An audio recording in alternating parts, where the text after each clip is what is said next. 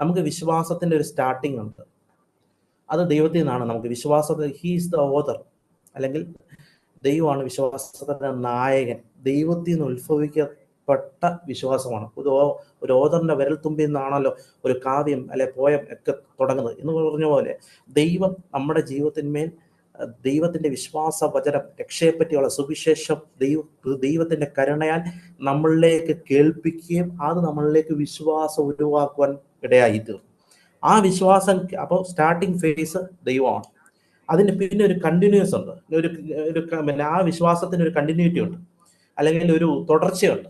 അത് കഴിഞ്ഞിട്ട് last face കർത്താവിനോട് കൂടി ചെയ്യുന്ന അതിൻ്റെ ഒരു പൂർത്തീകരണ അവസ്ഥയുണ്ട്. ഇതിൻ്റെയൊക്കെ ഭാഗത്തൊക്കെ നമുക്ക് ഈ ഒരു ഭാഗം ഇതിനെപ്പറ്റി കാണപ്പെടും.